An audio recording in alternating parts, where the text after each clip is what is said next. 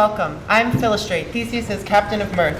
I'm responsible for organizing all entertainment here in Athens, New York. I've been planning Theseus and Hippolyta's wedding, and it's been challenging. Anyway, I hope you all have your invitations. Are you excited? Great, so just a few things. First, please silence your phones. Now. Like right now. I will wait. Okay, also no photographs or recordings, please and thank you. Take note of the emergency exits, they are right there. And just so you know, there's no intermission, so if you need to pee, too bad. Welcome to a Samhain Night's Dream.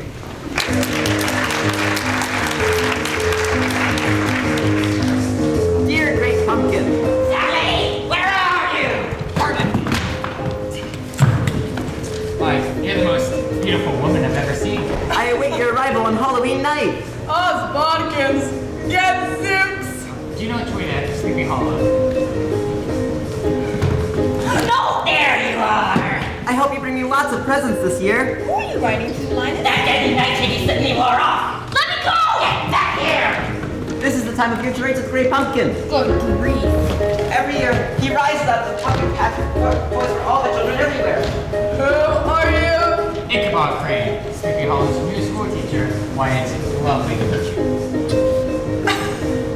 I've never seen such an apparition in broad daylight. Oh, I don't know. I thought his rather charming. I wonder if he'll be invited to the party. Wait, what? Now, fair Hippolyta, our nuptial hour draws to the pace. 4 happy days bring in another moon, but oh, methinks how slowly this old moon wanes.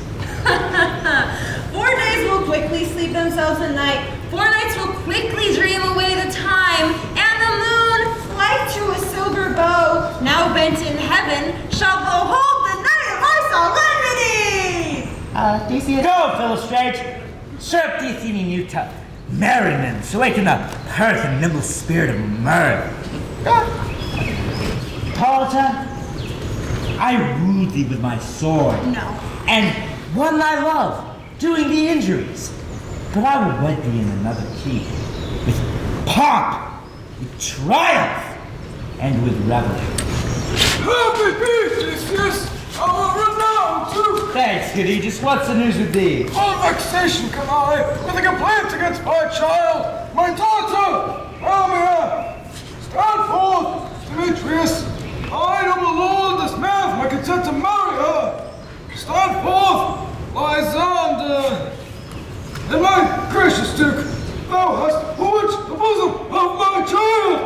Amia, my medication.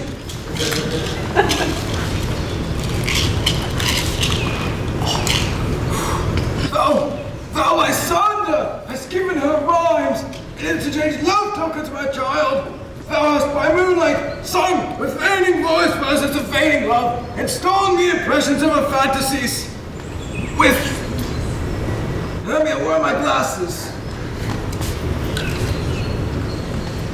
With bracelets of thy hair, rings, guards, corsets, knacks, trifles, nosegays, sweetmeats, etc. Messengers of strong prevailment and unaltered youth, with cunning hast thou fetched my daughter's heart, turned her obedience, which is due to me! My inhaler. To stubborn harshness.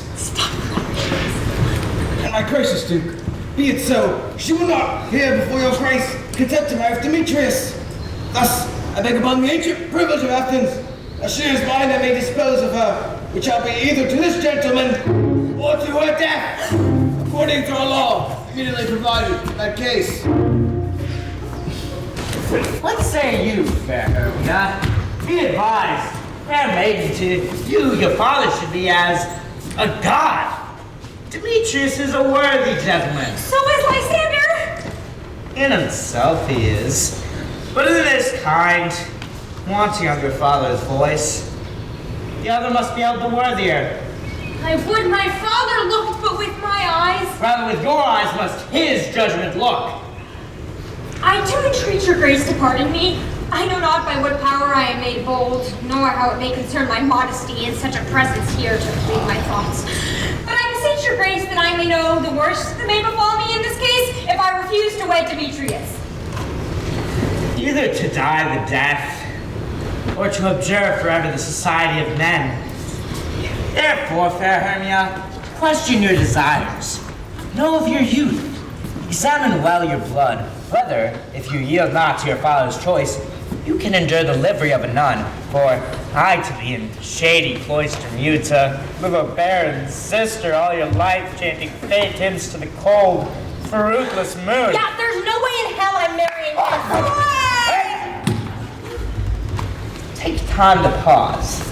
And by tomorrow, the sealing day betwixt my love and I for eternal fellowship, upon that day I will be prepared to die for disobedience to your father's will, or to wed Demetrius.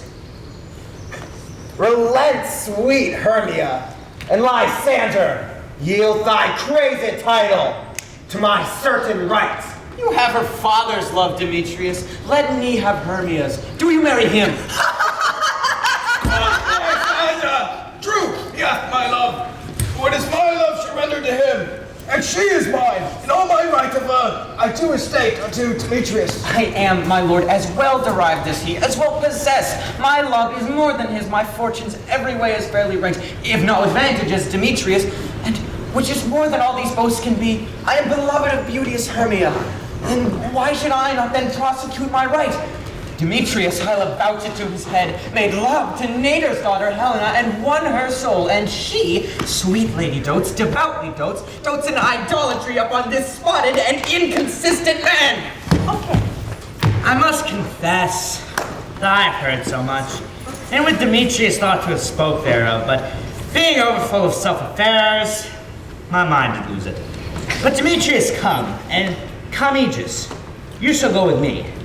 As for you, fair Hermia, look you arm yourself to fit your fancies to your father's will, or else the law of Athens yields you up, which by no means we may extenuate. To death, which will vow a single life. Come, Hippolyta, what's here, my love? Demetrius and Aegis, go along. I must employ this a business against our nuptial early of something yearly, and the church itself. With duty and desire, we follow you. I hope you die before man! How now, my love? And why is your cheek so pale? How chance the roses there do fade so fast? The light from want of rain, which I could well betake them from the tempest of my eyes! Ay me, for aught that I could ever read the course of true love, never did one soon. But hear me, Hermia. No! I have a widow aunt, a dowager of great revenue, and she hath no child. From Athens is her house remote 7 leagues, and she respects me as her only son. There, gentle Hermia, may I marry thee? And to that place, the sharp Athenian law cannot pursue us. If thou lovest me, then steal forth thy father's house this very night, and in the wood a league without the town. There will I stay for thee. Oh, my good Lysander, in that same place thou hast appointed me, and I truly will be with thee. Look, here comes Helena. Godspeed, fair Helena, whither away? Call you me fair? That fair, again unsay. Demetrius loves your fair. Oh, happy fair, sickness is catching. Oh, our favor so. Yours, I would catch for Hermia. Here I go. My ear should catch your voice, my eye, your eye, my tongue should catch your tongue's sweet melody. Oh, teach me how you look at with warm art, you soil the bosom of Demetrius' heart. I frown upon him, yet he loves me still. Oh, that your frowns would teach my smile such skill. I give him curses, yet he gives me love. That my prayers could such affection move. The more I hate, the more he follows me. The more I love, the more he hateth me. His folly, Helena, is no fault of mine. None but your beauty. Would that fault were mine? Take comfort. You no more shall see my face. Lysander and myself will fly this place. Helen, to you our minds we will unfold. This very night through Athens' gates have we devised to steal. And in the wood where often you and I, upon faint primrose beds were wont to lie, emptying our bosom of their counsel sweet, there by Lysander and myself shall meet. Farewell, sweet playfellow. Pray thou for us. And good luck, Corinthians. thee, thy Demetrius. Helen, adieu. As you on him, Demetrius dote on you. And I, Jack, have grown so high, the same old thing. Oh, Jack, I know how you feel. Not again! Writing a letter to a stupid pumpkin! You make me the laughingstock of the neighborhood! Oh, you better cut it out right now or I'll pound you! Sorry to tell you, old buddy, old pal, the gray pumpkin is a fake. Everyone tells me you're a fake. Oh, Mr. Gray, you must come to the party tonight. If you do, I might just offer you a dance. Only one. Oh, Mr. Gray! Oh, Katrina, my sweet, my treasure. Who can resist your grace, your charm, and your father's farm?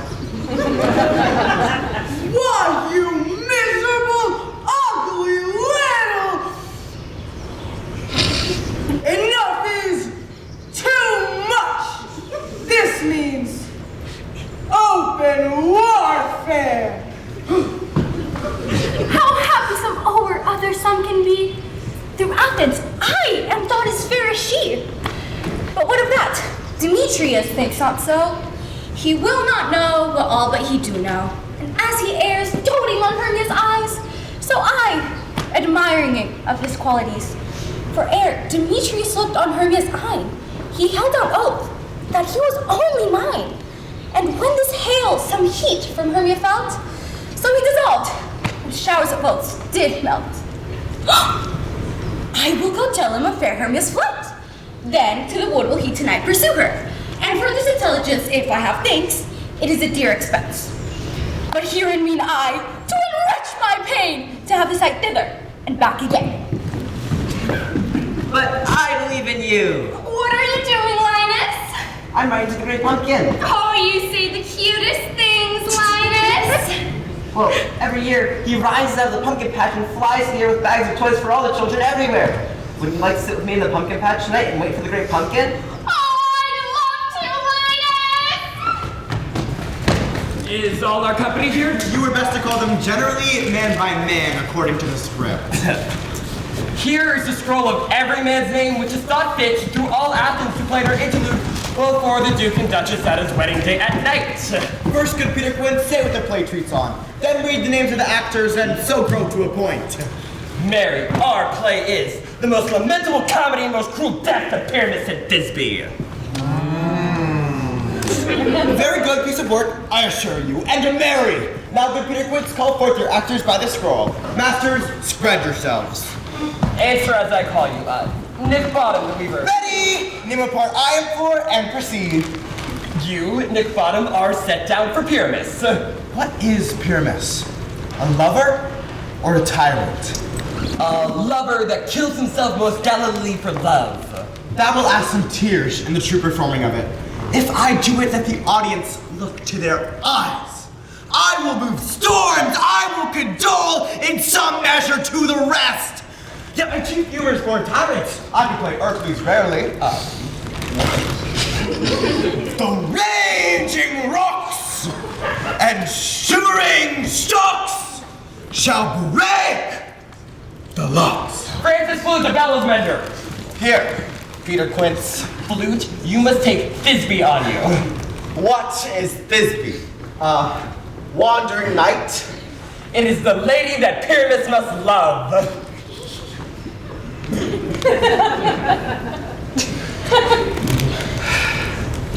Nay, faith. Let me play woman. I have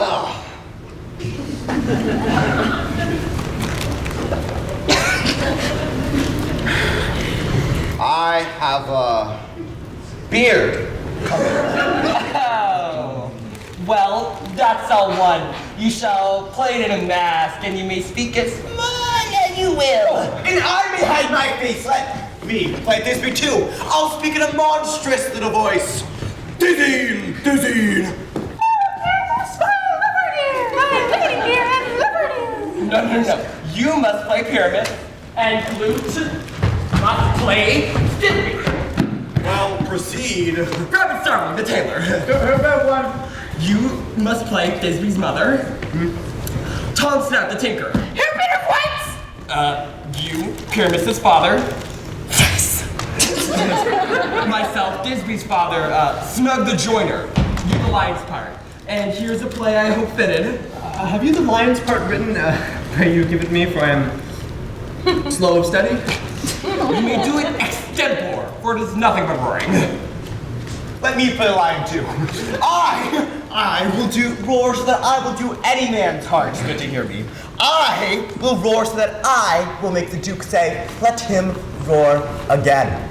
Let him roar again! And you should do it too terribly. You would frighten the Duchess and the ladies that they would shriek, and if that were enough to hang us all, that would hang us every mother's son. If we were to fight the ladies, they would have no discretion but to hang us. But I grant you, I will roar you as gently as any suckling dove. I will aggravate my voice, and I will roar you toward any nightingale. Roar.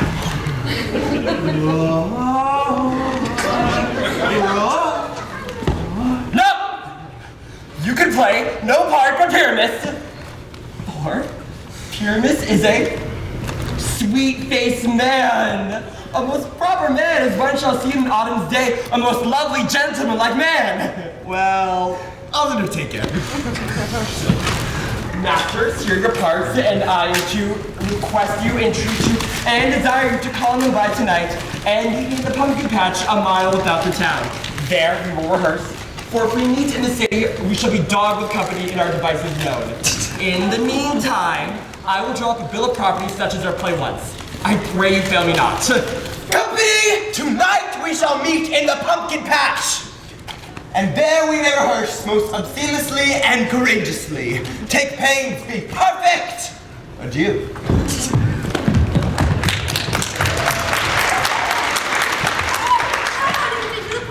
I've never been invited to a party before. Charlie Brown, if you got an invitation, it was a mistake. There were 2 lists, Charlie Brown. One to invite and one not to invite. You must have been put on the wrong list. Don't worry, Chuck. You'll always be my +1.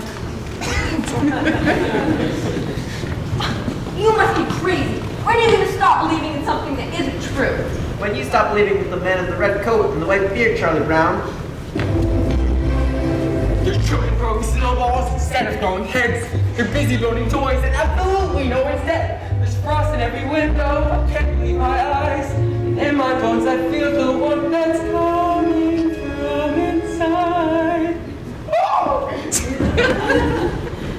Oh no, this is going to be a disaster. That's the second time this month you took dedication to my tea and run off again. You're mine, you know. I made it with my own hands. You can make other creations. I'm restless. I can't help it. It's a phase. It will pass. My, what is this strange power you have over women?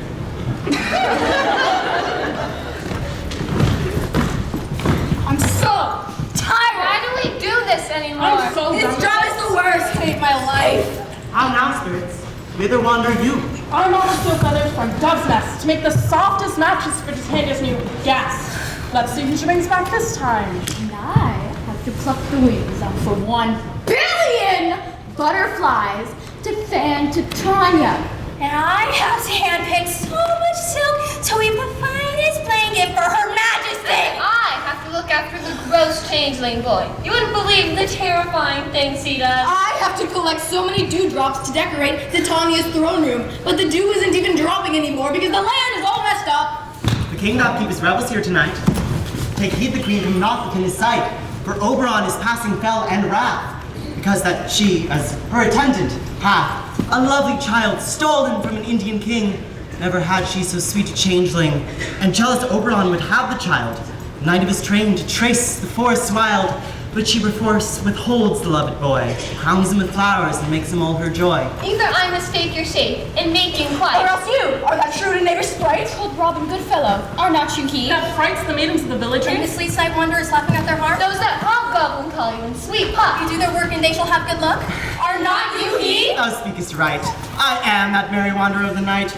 But room, fairies, here comes Oberon. And to talking too. Oh my god! Better grab the popcorn. This ought to be good. Comfy. Ill met by moonlight, proud Titania. What, jealous Oberon? Fairies, skip hence. I have forsworn his bed and company. Tarry, rash wanton, am I not thy lord? Then I must be thy lady. But I know when thou hast stolen away from fairyland and in the shape of Corin sat all day playing on pipes of corn and versing love to amorous Illida. Why art thou here, come from the farthest steep of India, but that, forsooth, the bouncing Amazon, your buskined mistress and warrior love to Theseus must be wedded, and you've come to bring their bed joy and prosperity. How canst thou thus, for shame, Titania, glance at my credit with Hippolyta, knowing I know thy love to Theseus? These are the forgeries of jealousy.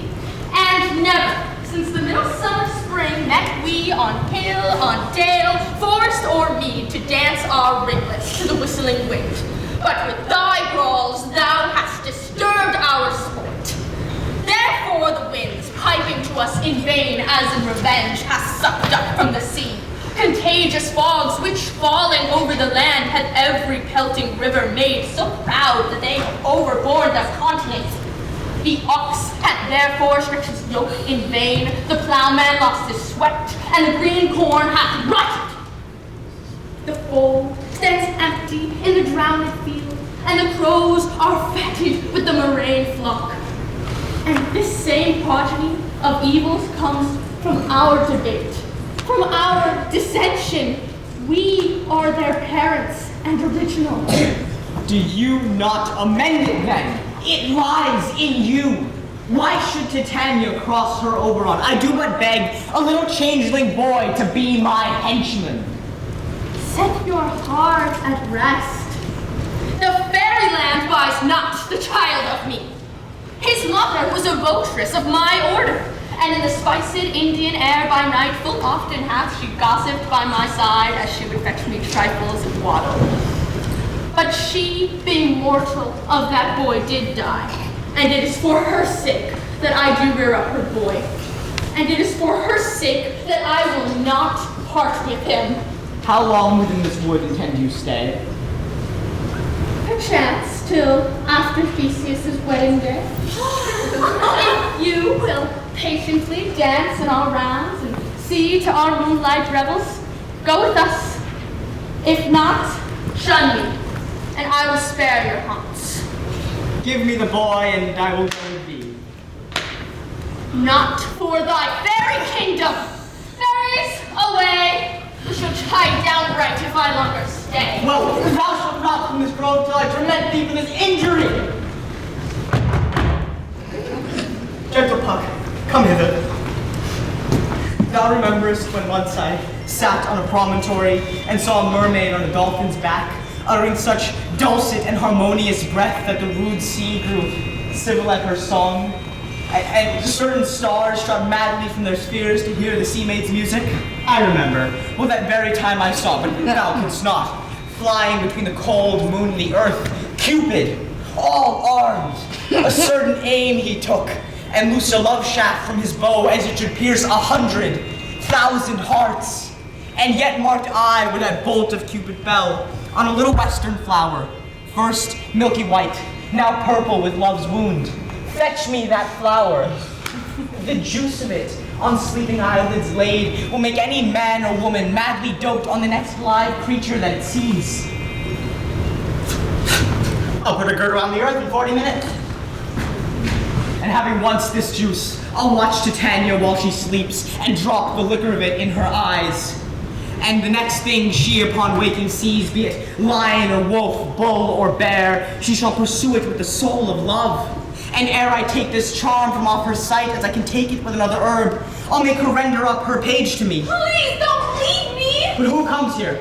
I am invisible, and I will overhear their conference. I love thee not, therefore pursue me not. Where is Lysander? And fair Hermia, the one I'll slay, the other slayeth me. Thou toldst me they were stolen unto this wood, and here I am, and wood within this wood, because I cannot meet my Hermia. Hence, get thee gone, and follow me no more. You draw me, you hard-hearted adamant, but yet you draw not iron, for my heart is true of steel. Leave you your power to draw, and I shall have no power to follow you. Do I entice you? Do I speak you fair? Or rather do I not, in plainest truth, tell you I do not? No, I cannot love you. And even for that, I do love you the more. I am your spaniel, and Demetrius, before you beat me, I will fawn on you. Use me but as your spaniel, spurn me, strike me, neglect me, lose me.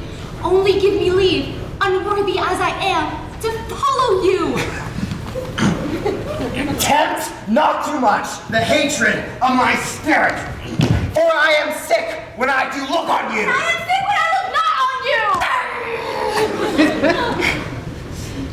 you. You do impeach your modesty too much. To leave the city and commit yourself into the hands of one who loves you not. Your virtue is my privilege. For that, it is not night when I do see your face. Therefore, I think I am not in the night, nor doth this look like worlds of company. For you and my respect are all the world. Then how can it be said I am alone, when all the world is here to look on me? I'll run from thee and hide me in the brakes, and leave thee to the mercy of wild beasts. Or if thou dost not, do not believe, but I shall do thee mischief in the wood. I, in the temple, in the town, the field. You do me mischief! Fie, Demetrius! Your wrongs do set a scandal on my sex. We cannot fight for love as men may do. We should be wooed, and we're not made to woo.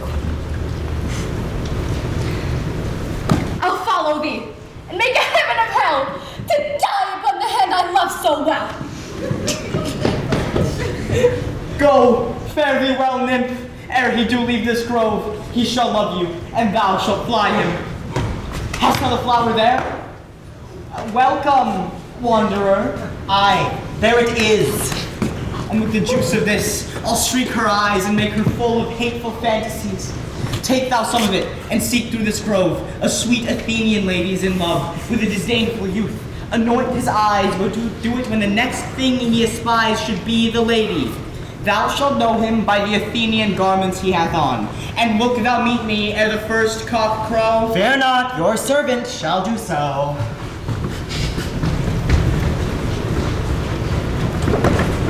Their construction shall be exceedingly easy.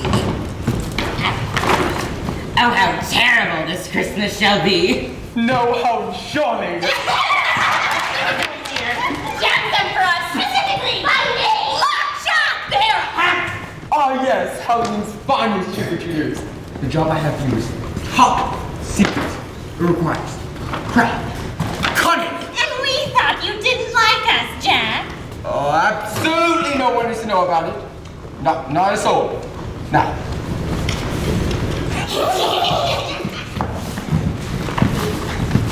Give me that! This'll do the trick! Thank you, Sally! Sally! I need your help more than anyone's. My Sandy Claus suit. I want you to make it. Jack, listen to me. This is going to be a disaster. Now don't be modest. Who else is clever enough to make my Sandy Claus suit? Jack, this is a mistake. How could it be? Just follow the pattern. This part is grab the trimmer's wife.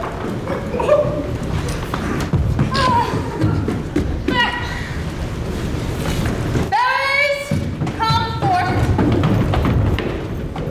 How may we be of service, me, my queen? Of course, side is October heat. Fan me, yes, your majesty. Tea, anon. His silk is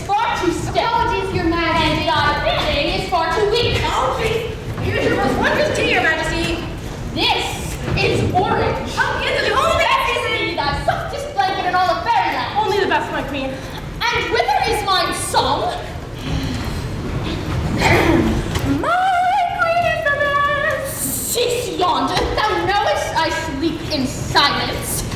Ahem, blanket.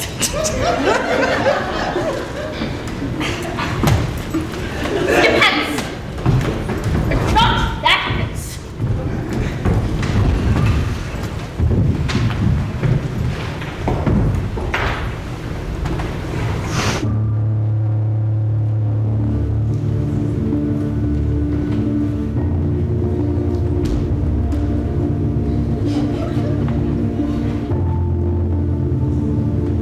What thou seest when thou dost wake, do it for thy true love take.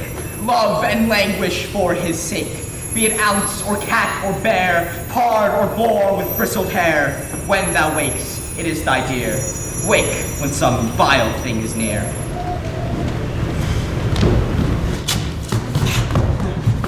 Fair love, you faint with wandering in the wood. And to speak troth, I have forgot our way. We'll rest us, Hermia, if you think it good, and tarry for the comfort of the day. Be it so, Lysander. Find you out of bed, for I upon this bank will rest my head. One bed, one turf shall serve as pillows for us both. One bed, one heart, two bosoms, and one troth. Nay, good Lysander, for my sake, my dear, lie further off yet, do not lie so near. Take sense, sweet of my innocence. Love takes the meaning in love's conference. I mean that my heart unto yours is knit, so that but one heart we can make of it. Two bosoms interchained with an oath, so then two bosoms and a single troth. Then by your side no bedroom me deny, for lying so, Hermia, I do not lie. Lysander riddles very prettily. For love and courtesy, lie further off. In human modesty, such separation, as may well be said, becomes a virtuous bachelor and a maid. So far be distant, and good night. Here is my bed. Good night. Good night. Through the forest have I gone, but Athenian found I none, on whose eyes I might approve this flower's force and stirring love. Night and silence! Who is here? Weeds of Athens he doth wear. This is he my master said, despiseth the Athenian maid. And here's the maiden, sleeping sound, on the dank and dirty ground. A pretty soul, she durst not lie, near this lack love, this kill courtesy. Sure, upon thine eyes I throw, all the power this charm doth owe. Stay! Thou wilt kill me, sweet Demetrius! I charge thee hence, and do not harm me thus. Oh, I am out of breath in this swan chase. The more my prayer, the lesser is my grace. Happy is Hermia, where she lies, for she hath blessed and attractive eyes. How came her eyes so bright? Not with salt tears. If so, my eyes are oftener washed than hers. No, it is ugly as a bear! For beast that may with me do run away for fear. But who is here? Lysander, on the ground? Dead or asleep? I see no blood, no wound. Lysander, if you live, that's your awake! And run through fire I will for thy sweet sake. Transparent Helena, nature shows art that through thy bosom makes me see thy heart. Where is Demetrius? Oh, how fit a word is that vile name to perish on my sword. Do not say so, Lysander, say not so. What though he love your Hermia? Lord, what though? Yet Hermia still loves you, then be content. Content? With Hermia? No, I do repent the tedious minutes with her I've spent. Not Hermia, but Helena I love, who would not change a raven for a dove. The will of man is by his reason swayed, and reason says you are the worthier maid. Wherefore was I to this keen mockery born? When at your hands did I deserve this scorn? Oh, it's not enough, young man, that I did never can look from Demetrius' eye. But you must flout my insufficiency? Good troth, you do me wrong, good sooth, you do! In such disdainful manner me to rue. But fare you well, perforce I must confess, I thought your lord more a true gentleness. Oh, that a lady of one man be refused should have another than for me abuse! She sees not Hermia, Hermia, sleep thou there, and never mayest thou come Lysander near. All my powers address your love and might to honor Helen and to be her knight.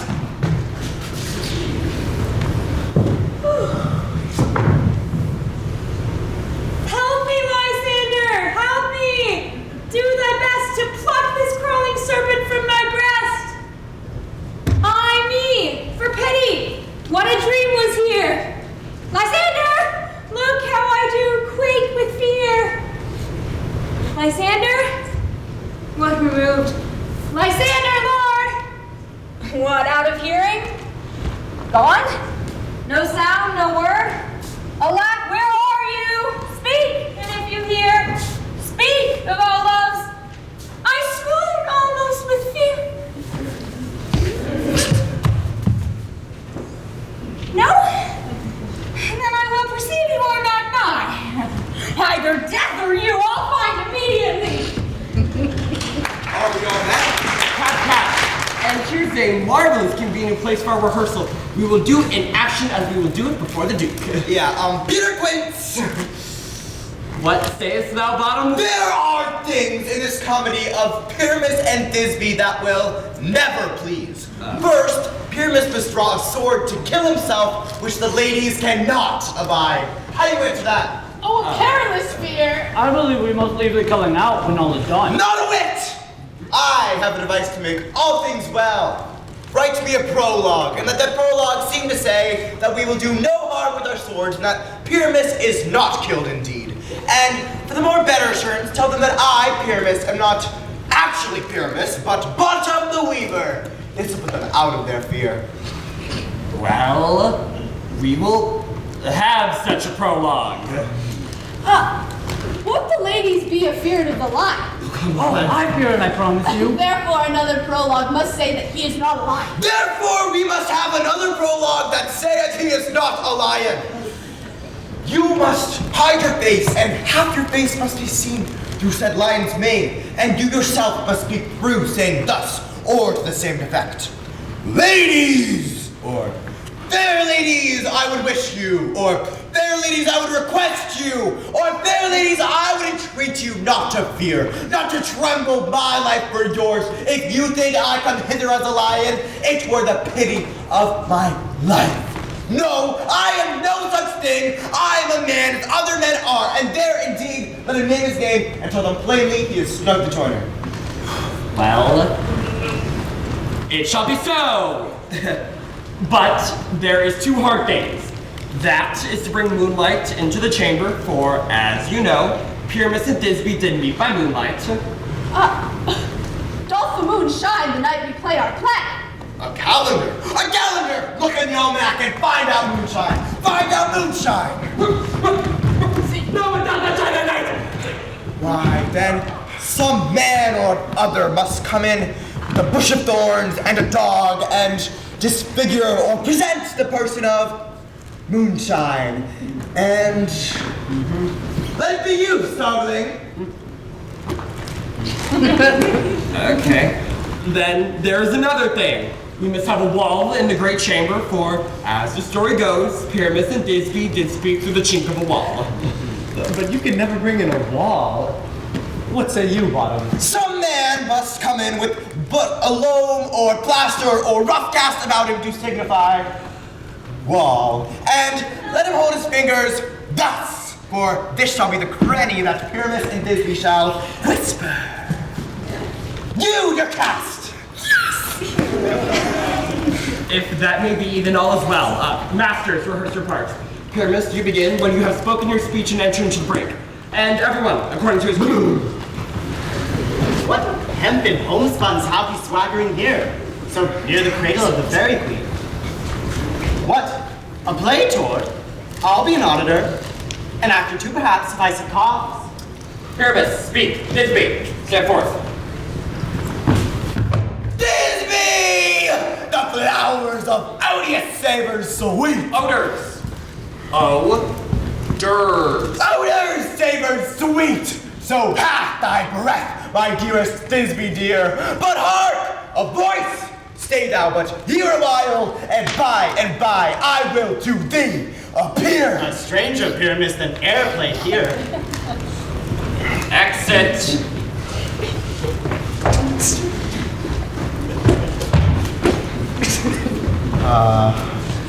Must I speak now? Aye, Mary, must you? For you understand he goes to see a noise he has heard, and is to come again. Most radiant Pyramus! Most lily white of hue, of color, like the red rose on triumphant briar. As true as horse that yet would never tire. I will meet thee, Pyramus, at Ninny's tomb. Ninus's tomb, man. Why, you must not speak that yet. That you answer to Pyramus. You speak all your parts and what cues and all. Pyramus, your cue is past. It is never tire. Oh, as true as horse that yet would never tire. Oh, here's me!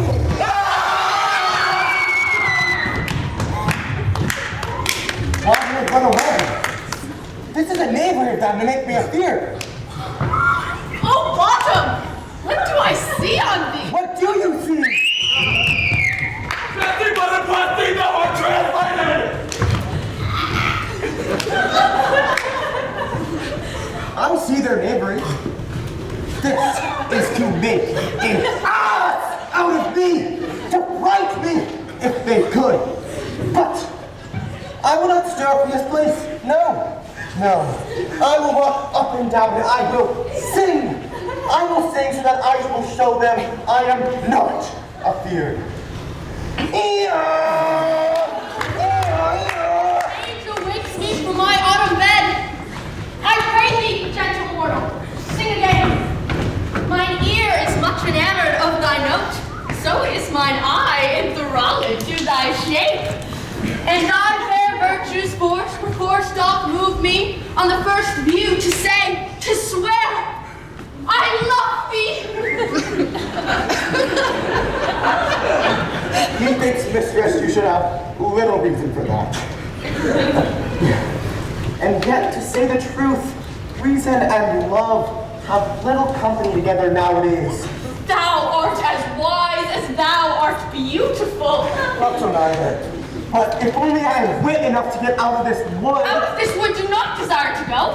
Thou art to remain here, whether thou wilt or no. For I do love thee. Therefore, stay with me. I shall give thee fairies to attend on thee, and they shall fetch thee jewels from the deep, and sing while thou on pressed flowers sleep. Peace, blossom, moth, mustard seed, cobweb, toadstool, comfort. What dost thou mean, my queen? It serves you require. 'Tis a joy to aid you, your man. 'Tis my greatest honor to obey you, my monarch. It's my life's purpose to serve you, my lady.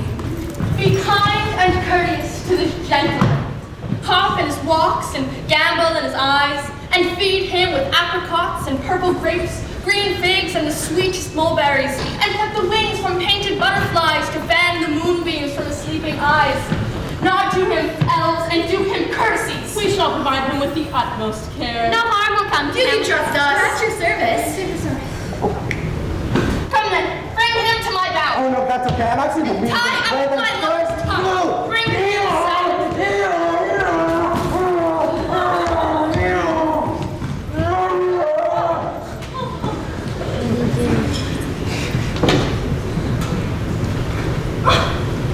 What happened? Did he come? Did he bring us presents? I was robbed! I waited all night for the great pumpkin when I could have been out for tricks or treats! You blockhead! You kept me up all night waiting for the great pumpkin, and all that came was an ass! I got it back. I got a chocolate bar. I got a rock. It's so embarrassing to have to ask for something extra for my baby brother. You missed all the fun just like last year. You know, you guys can still catch the party. Me and my good pal Chucky are gonna be there having some fun. All right, once and for all, are you coming or are you staying? We can't wait all night.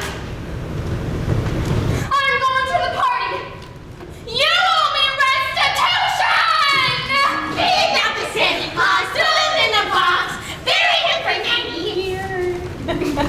Kidnap the Sandy Claus, put him in a box, bury him for 90 years, and I'll put a good word for you. Good grief. I said if. I meant when. I meant when.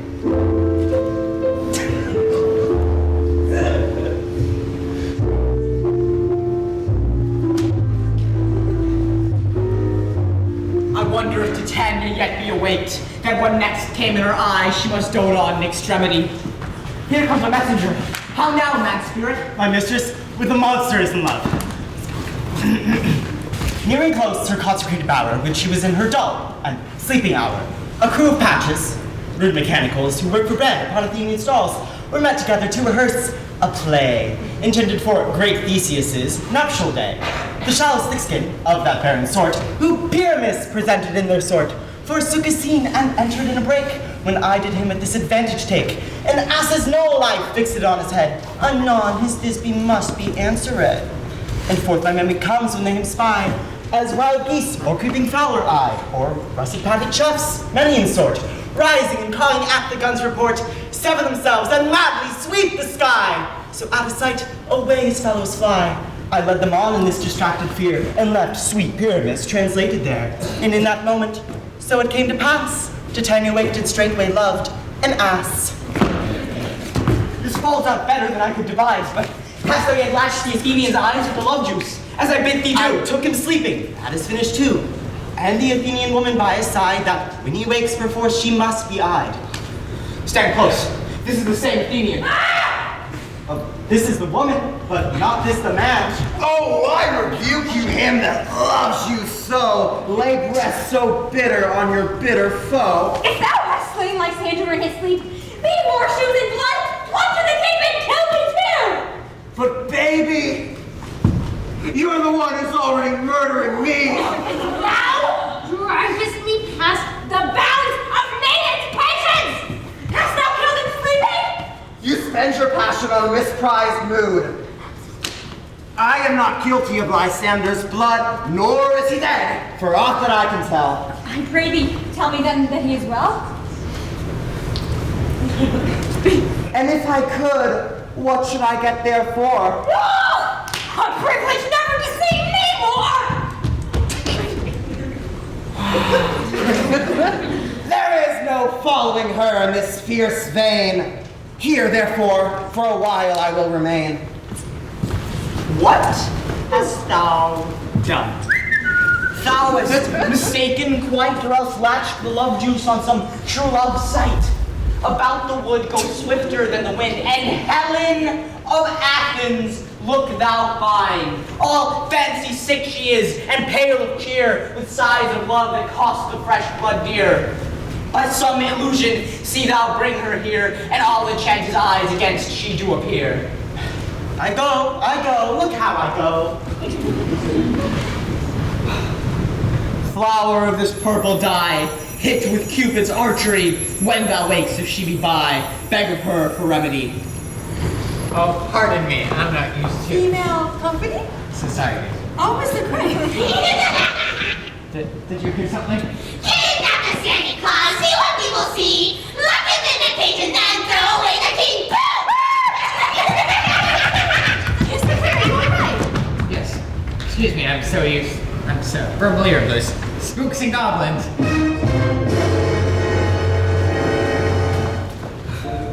It is clear that Ichabod is the man of the hour. I must concede my rival yet another victory. But there is hope within me yet. Ichabod, your time will come! Oh, how I hope my premonition is wrong. I sense there's something in the wind that feels like tragedy.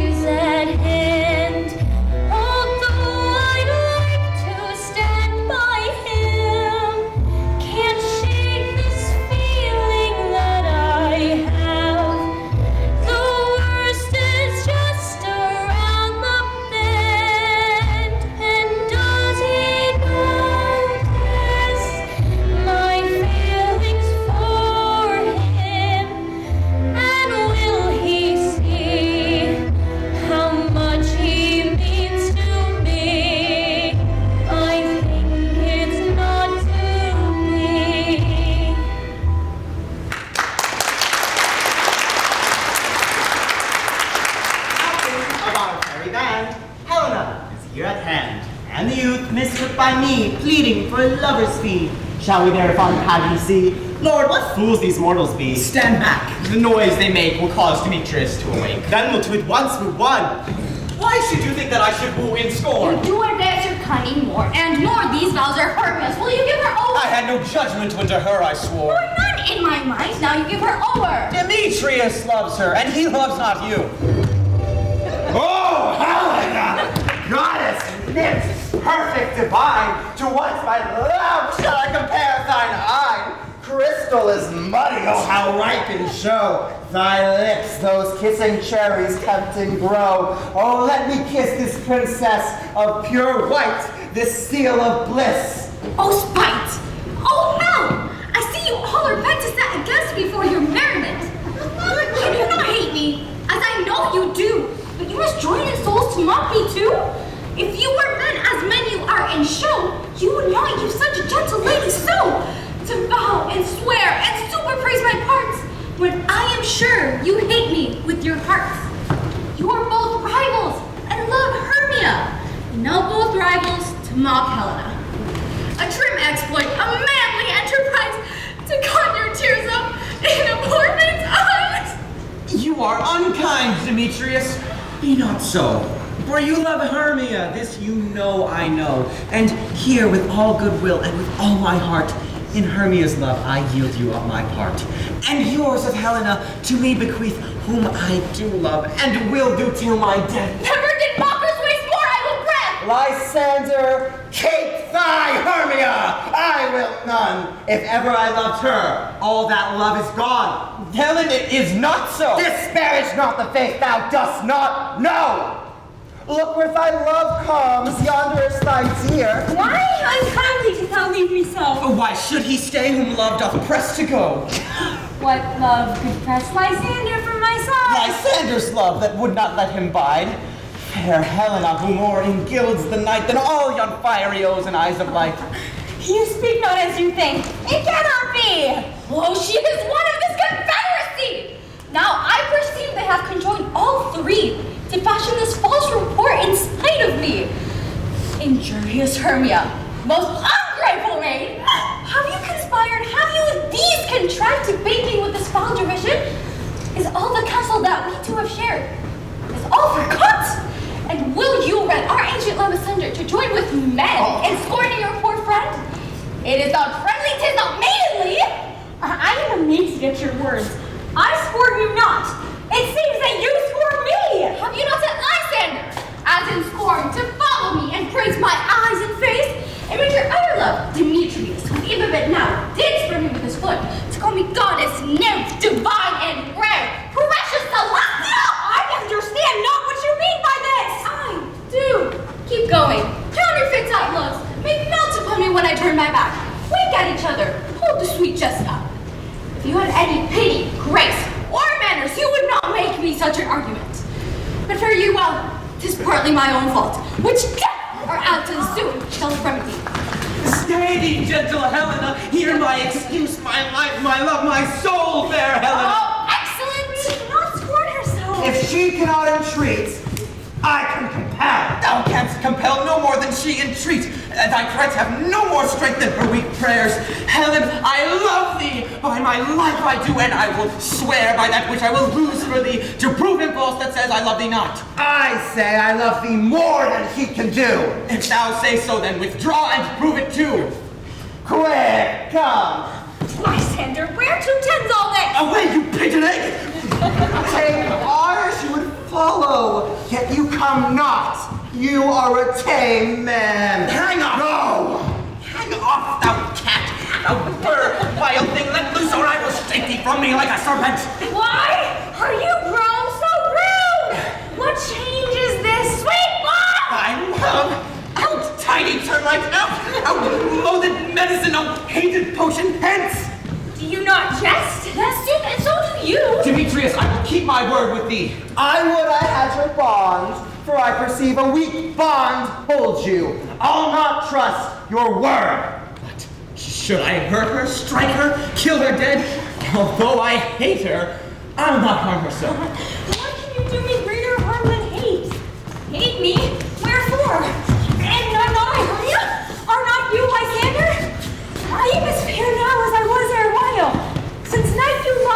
me. Yet since night you left me. Why, then, you left me? Oh, the gods forbid! In earnest shall I say? I, my life, and never did desire to see thee more. Therefore, be out of hope, of question, of doubt. Be certain nothing truer, to thee no jest, that I do hate thee, and love Helena. You juggler! You came and blossom! You thief of love! What have you got my knight and stolen my love's arm from him? Anything! Have you no modesty, no maiden shame, no touch of bashfulness? What will you turn mention answers from my gentle tongue? By fine counterfeit, you puppet, you puppet! Why, so? That way goes the game. Now I perceive she hath made compare between our statures. She hath her height, with her personage, her tall personage, her height, forsooth, she hath prevailed with him. Are you grown so high in his esteem, because I am so dwarfish and so low? How low am I, thou painted maple? Speak. How low am I? I am not yet so low, but their veils can reach into my eyes. I pray you, will you mock me, gentlemen, let her not hurt me. I was never cursed. I have no gift in all in shrewdness. I am a right maid for my cowardice. Let her not strike me. You perhaps may think that because she is something lower than myself that I lower! Hark again! Good Hermia, do not be so bitter with me. I never forbid of you, Hermia. Did never keep your counsels, never helped you. Say that and love unto Demetrius. I told him of yourself unto this one. He followed you. Well, I followed him. But he have tricked me hands and threatened to strike me, screaming, and kill me too. So you will let me go and go to Athens, where I bear my folly back, and follow you no further. Let me go. You see how simple and how fond I am. But get thee gone. Who is it that hinders you? A foolish heart that I leave here behind. What with thy hand? But Demetrius! Be not afraid. She shall not harm thee, Helena. No, sir, she shall not, though you take her part. Oh, and she is angry, she is keen and shrewd. She was a vixen when we went to school, and though she be but little, she is fierce. Little again? Nothing but love and little. Why will you suffer her to flout me thus? Let me come to her! Get gone, you minimus of hindering on grass making, you weed, you are no officious in her behalf that scorns your services. Let her alone. Speak not of Helena, for if thou dost intend never so little of love to show to her, thou shalt abide it. Now she holds me not. Now follow, if thou darest, to try whose right of mine or thine is most in Helena. Follow? Nay, I'll go with thee cheek by jowl. You, mistress, all this coil is long of you. Nay, go not back. I will not trust you. I no longer say you curse company. Your hand's been mine, a quicker for a fray. My legs are longer than all to run on. I am amazed and know not what to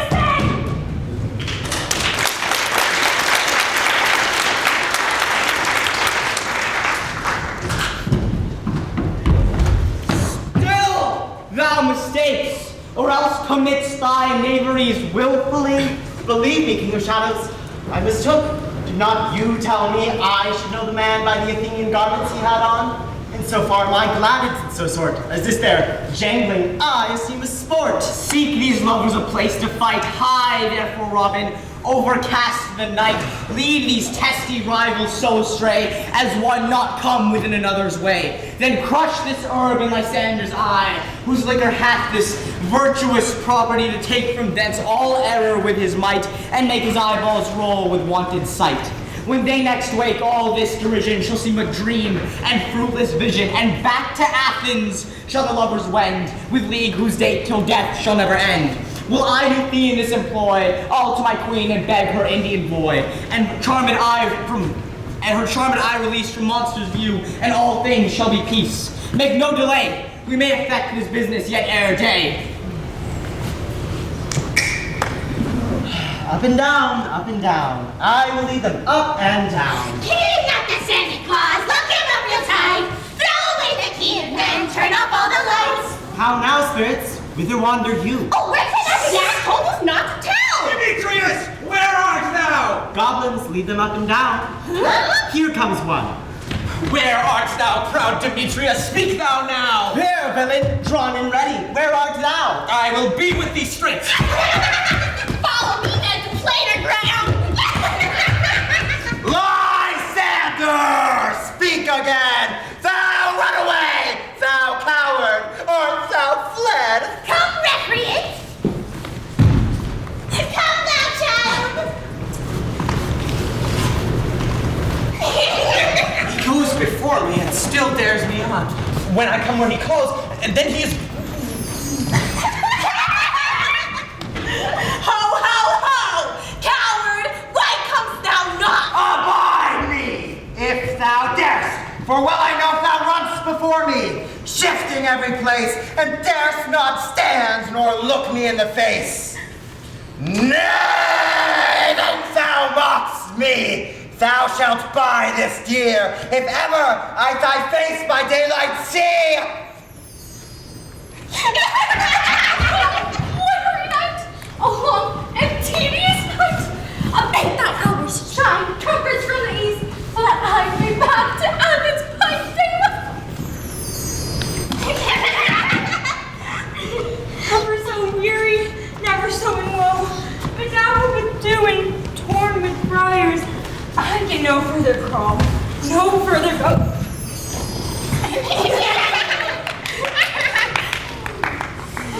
Don't forget your sack.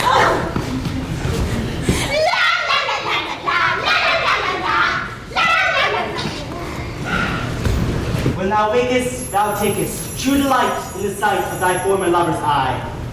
Jack shall have Jill, naught shall go ill. The man shall have his maid again, and all shall be well. Sit thee down upon this pumpkin, while I thy amiable cheeks do coy, and stick musk roses in thy sleek, smooth head, and kiss thy fair, large ears, my gentle joy. Where's Peace Blossom? Ready? Scratch my head, Peace Blossom.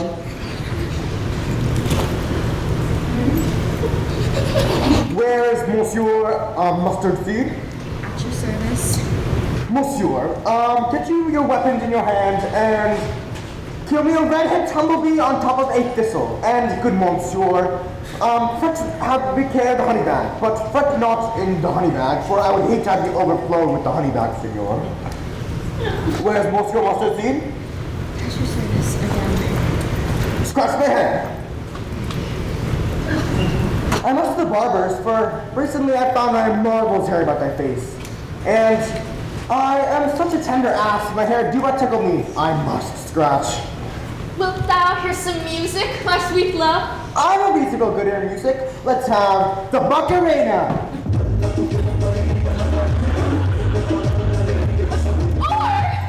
Or what thou desirest to eat, sweet love? Methinks I have a great desire to a bottle of hay. Good hay, sweet hay, hath no fellow. I have a venturous fairy that shall seek chocolate cupcakes. Methinks I had rather have a handful or two of dry nuts. But I pray you, let your people storm me not, for I have an exposition of sleep come upon me.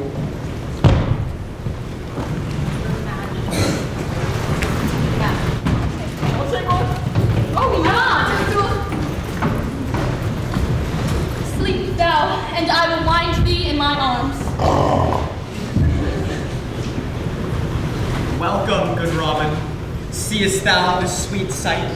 Her dotage now I do begin to pity, for meeting her of late behind the wood, I did upbraid her and fall out with her, and when I had at my pleasure tormented her, she in mild terms begged my patience, and I asked of her changeling boy, which straightway she gave me, a fairy sent to bear him to my bower in fairyland. Now, having a boy, I will undo this hateful imperfection of her eyes, but gentle Puck, take this transformed scalp from the head of the Athenian swain, that he may wake when the others do, and all may back again to Athens repair, thinking no more of this night's accidents than as the fierce vexation of a dream. Now, Titania, wake you, my sweet queen. My Oberon, what visions I have seen! Methought I was enamored of his ass! There lies your love. now. How come these things to pass? Silence a while. Robin, take off this head.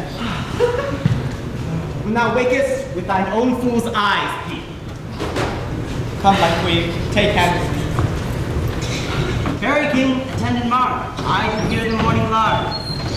Come, my lord, and in our flight, tell me how it came this night that I, sleeping here, was found with these mortals on the ground.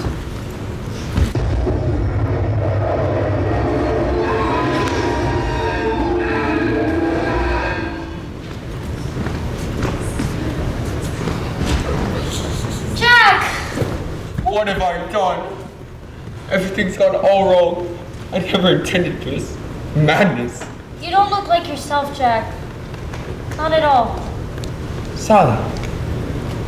I was trying to, well, I wanted to. I never realized that you... I cannot plan a wedding under these conditions. I mean, I've got people telling me all sorts of things. Is pumpkin spice punch a real thing? What nymphs are these? My lord, this is my daughter, here asleep. And this, Lysander, this, Demetrius. Is this Helena? I wonder if they're being here together. No doubt they came here in observance of the rite of Samhain, and upon hearing our intent came here in grace of our solemnity. But speak, Aegis, is not this the day that Hermia should give answer of her choice? It is, my lord. Go, the huntsmen wake them with their horns.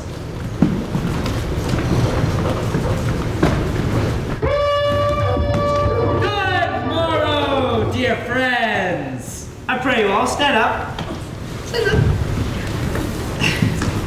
Now, I know that you two are mortal enemies, so how is it that in this conquered of the wood that hatred is so far removed from jealousy to sleep by hatred and fear no enmity? My lord, I shall reply amazedly. Half sleep, half waking, but as yet I cannot truly say how I came to be here. I came with Hermia hither. Her intent was to be gone from Athens so that we might, without the peril of the Athenian law. Enough! Enough! My lord, you have enough! I beg upon the law! The law upon his head! They would have stolen away! They would! Demetrius, therefore, to have defeated you and me! You of your wife, and me of my consent! My consent for her to be your wife! My lord, fair Helena told me of their stealth of this their purpose hither to this wood, and I, in fury, hither followed them. Helena in fancy following me. But my lord, I know not by what power, but by some power it is, my love to Hermia, melted as the snow, and now all the faith, the object of my heart, the object and pleasure of mine eye is only Helena. Fair lovers, you are fortunately met. Of this discourse we will hear more anon. Aegis, I will overbear your will. For in the temple by and by, these couples shall be eternally knit with us. Away with us! 3 and 3, we'll hold a feast in great solemnity. Come, Hippolyta. No. Come on, dude! I've had but a most rare vision. I've had a dream past the wit of man to say what dream it was. Man is but an ass if he believes these things. Methought I had, and methought I was. There is no man can tell what. The eye of man hath not heard. Man's foot is not able to taste, his tongue to conceive, his heart to report what my dream was. I will get Peter Quince to write a ballad of this dream, and it shall be called Bottom's Dream, because it hath no bottom. And I will perform it in front of the Duke in the latter end of the play. Have you sent to Bottom's house? Is he come home yet? He cannot be heard of. I don't doubt he is transported. If it come not, then the play is marred. It goes not forward, doth it? It is not possible. You have not a man in all Athens able to just charge Pyramus, but he. Oh, well, thank God. I mean, oh no. Yeah, he had simply the best wit of any handicraftsman in Athens. Yay! And the best person, too. Masters! The Duke is coming from the temple, and there are 2 or 3 lords and ladies more married. If our sport had gone forward, we had all been made men. What's up? The most greatest day was happy hour! Masters, I am to discourage wonders. I will tell you everything right as it fell out. Let us hear Free Bottom. Not a word of me. All I will tell you is that the Duke hath died. Get your apparel together, for the short and the long is, our play is preferred. In any case, let Thisbe have green linen, and let him not place the lion pare his nails, for they are to hang out the lion's claws. And most dear actors, let us eat no onions nor garlic, for we are to utter sweet breath. I believe I have said all that I need to say. Masters, away! Go away!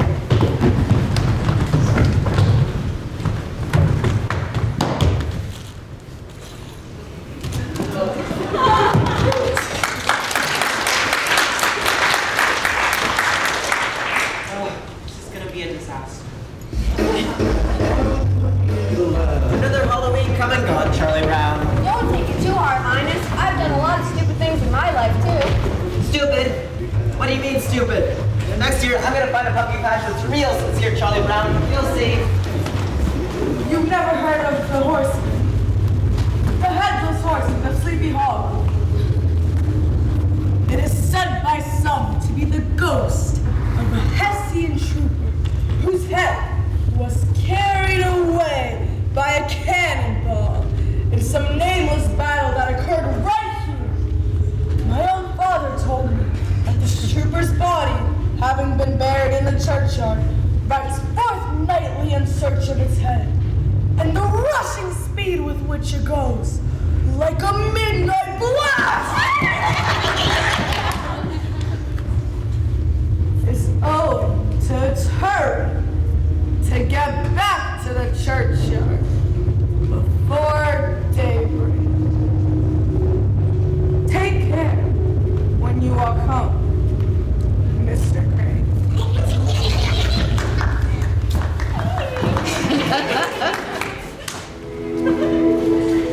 My dearest friend.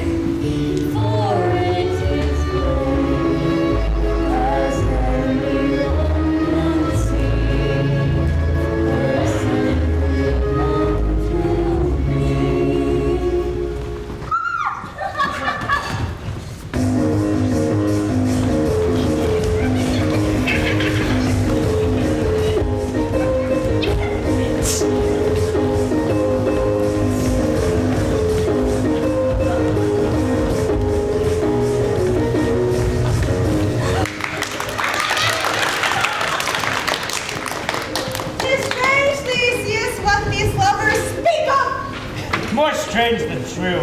I would never believe these antique fairy tales or these fairy toys.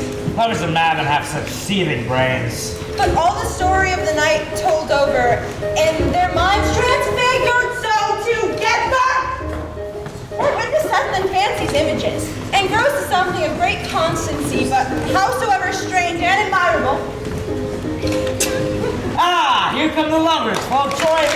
Come now, what masks, what dances shall we have to wear away this long age of 3 hours between our after supper and our bedtime? Where is our usual manager, Mirth? What revels are ahead? Is there no play to wear away this tedious hour called Philostrate? Here, mighty Theseus. A tragic tedious, brief scene of young Pyrrhus and his lover Thisbe, very tragical mirth.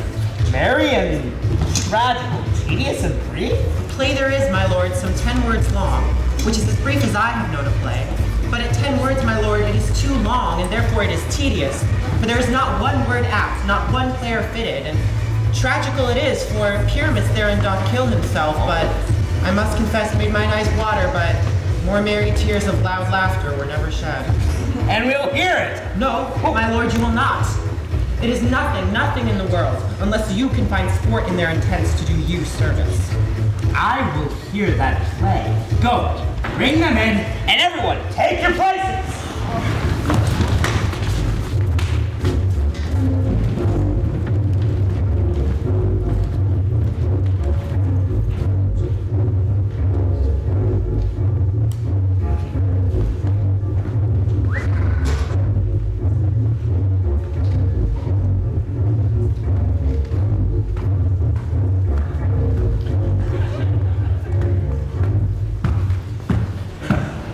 So please your grace, the prologue is addressed. If we offend, it is with goodwill that you should think we come not to offend, but with goodwill to show our simple skill. That is the true beginning of our end. Consider then, we come but in despite. We do not come as minded to content you. Our true intent is, all for delight. We are not here that you hear repent you. The actors are at hand, and by their show, you should know all you're like to know. Indeed, he hath played on this prologue like a child on a recorder. A sound but not in government. In this same interlude, it doth befall that I, one Snout by name, present a wall. And such a wall as I would have you think that in it a crannied hole or chink through which the lovers, Pyramus and Thisbe, did whisper often, very secretly. This loam, this rough cast, and this stone doth show that I, one Snout by name, present a wall. And such a wall as I would have you think that in it a crannied hole or chink through which the lovers, Pyramus and Thisbe, did whisper often, very secretly. This loam, this rough cast, and this stone doth show that I, one Snout by name, present a wall. And such a wall as I would have you think that in it a crannied hole or chink through which the lovers, Pyramus and Thisbe, did whisper often, very secretly. This loam, this rough cast, and this stone doth show that I, and that same wall! And that same wall!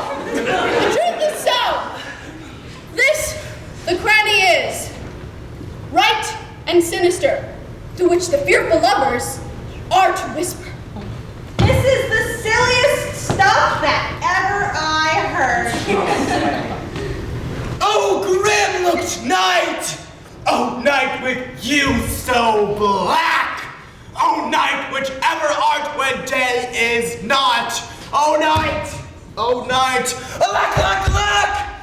I fear my Thisbe's promise is forgot, and thou, oh wall, oh sweet, oh lovely wall, shall be thy chink to blink through with mine eye. Thanks, courteous wall, Jove shield thee well for this. But what do I see? No Thisbe do I see! Oh, wicked wall! Cursed be thy stones for thus deceiving me! Ah. And the wall methinks he's sensible should curse again. No, in truth, sir, he should not. Deceiving me is Thisbe's cue. She is to enter now, and I will spy her in the wall. You will see from as I told you. Yonder she comes. Yonder she comes.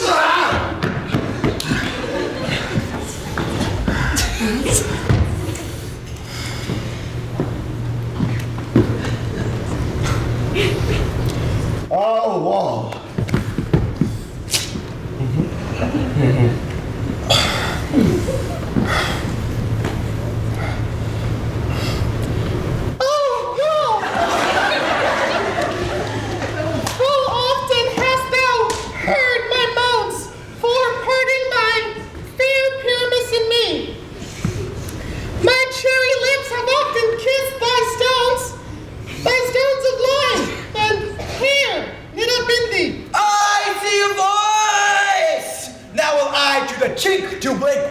mine eye.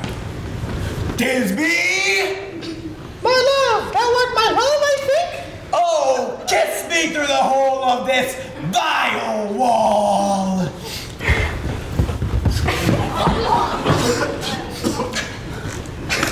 I kiss the boss hole, not your lips at all. Wilt thou meet me at Ninny's tomb straight away? Tight life, tight death, I come with it.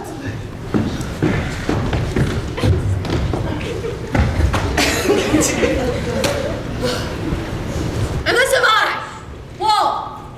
My part discharged so, and thus, being done, Wall, away doth go.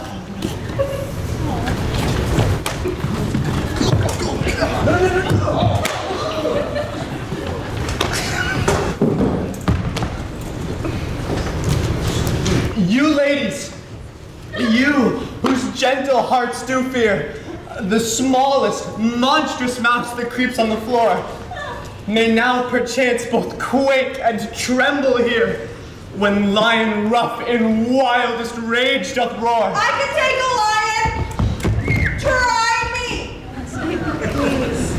Then know that I, as snug the joiner am, a lion fell, nor else no lion's dam. For if I should, as lion, come in strife into this place, 'twere pity on my life.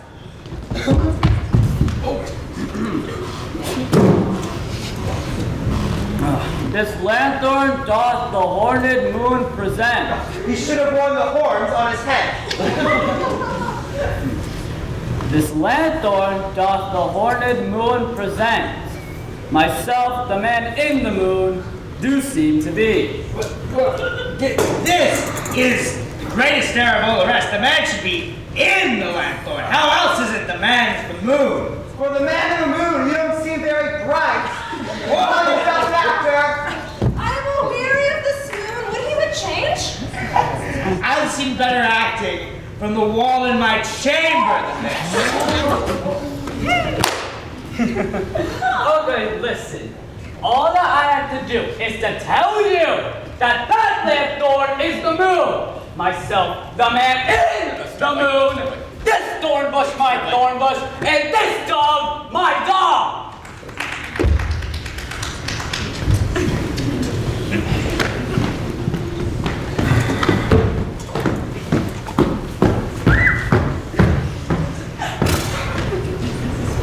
This is old Minnie's too. Where is my love?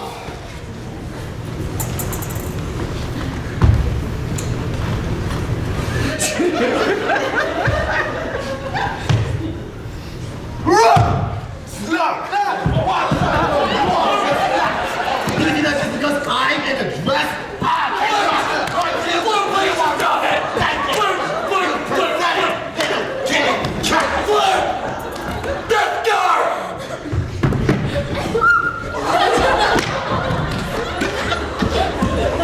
Moon, sweet moon, I thank thee for thy sunny beams.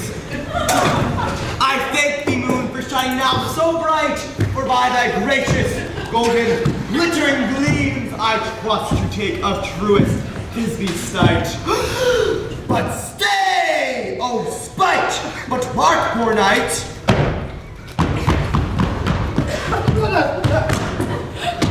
What dreadful dole is this? Thy mantle good. What? Stained with blood? Oh fate, come, come, cut the red and thrum, quail, crush, conclude, and quell. Oh nature, wherefore didst thou lion's frame, since lion vile hath here deflowered my dear, which is no, which was the fairest dame that lived, that loved, that liked, that laughed with cheer. Go, tears, come out, sword and wound, I thy pap of Pyramus, I thy left pap where heart doth flop, out, sword and wound, I thy pap of Pyramus, come, tears, come, thus die I, thus. Now I am dead, now I am fled, My soul is in the sky. Sun, lose thy light. Moon, take thy flight. Now, die, die, die, die, die, die, die.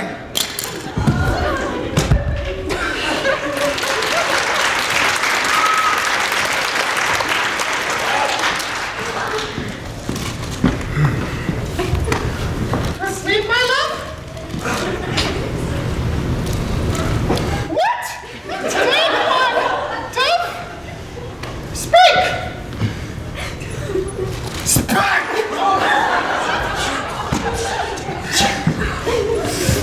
Quite tough? A tomb must cover thy sweet eyes. These lily lips, this cherry nose, these daffodil cheeks are gone. Are gone.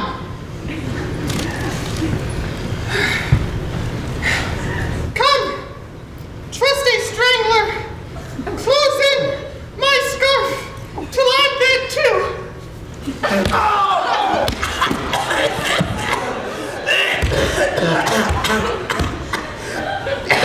Ow. But farewell, friends, thus this begins. Adieu, adieu, adieu. Son, blood, I left to bury the dead. Wall too. No, no, no. I assure you the wall is down that part of their fathers. Will it please you to see the epilogue? No epilogue, I pray you. It's almost midnight. Wow.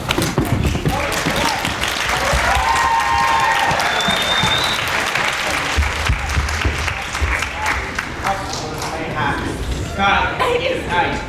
Sweet friends, dead.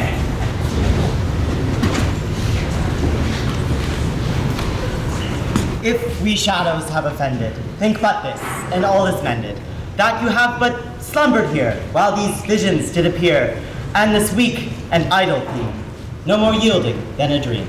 And as I am honest Puck, if we have unearned luck, so to escape the serpent's tongue, and to make amends ere long, else the Puck a liar call. So good night unto you all. Give me your hands if we be friends, and Robin shall restore. Excuse me, I'm sorry, yeah. Hi, I would just take a couple moments to thank everyone who has let me be here today. First of all, first of all, myself.